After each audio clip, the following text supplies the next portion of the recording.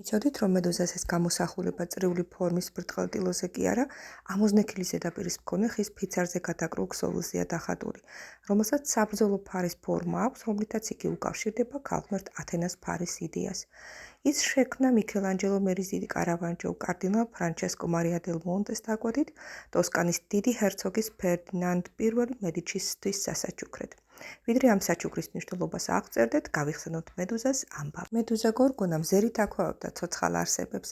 ქალღმერთმა ათენამ პირადი ანგარიშწორების მიზნით სარკესავით გაპრიალებული ბრინჯაოს ფარი გაატანა პერსევს, რადგან გმირს მედუზა მხოლოდ ანარეკლის მეშვეობით დაენახა, რათა არ გაქვავებულიყო.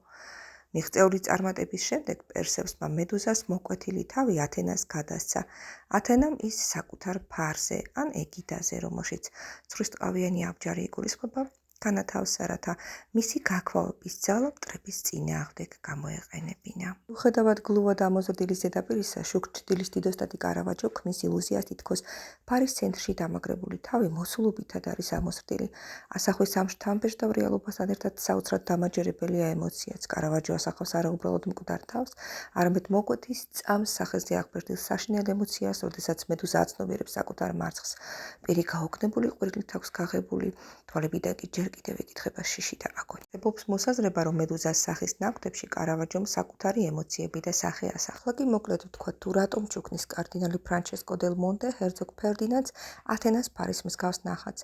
რენესანსის და ბაროკოს ეპოქაში ათენას ფარზე გამოსახული მედუზა განასახიერებდა სიბრძნის, სიმართლისა და გონების გამარჯვებას მტრულ, ბნელ და ქაოტურ ძალებზე. მედიჩების დინასტიისთვის ეს საჩუქარი იყო სამხედრო და ინტელექტუალური უპირატესობის სიმბოლო, იმის ალეგორია, რომ მათაც ათენას მსგავსად მტრებზე გამარჯვების მათი განადგურების ხელმწიფება აქვთ. მაშ ასე ვიდრე საკუთარი თვალით ნახავდეთ მას ფლორენციის უფიცის გალერეაში, იცოდეთ, რომ ის წრიულ ქვეჩარჩოზე გადაჭიმული ტილოს უაც არაა და არც მხოლოდ მედუზას გამოსახულება, როგორც ნახეთ და მოისმინეთ, მას გაცილებით საინტერესო შინაარსი და ისტორია აქვს.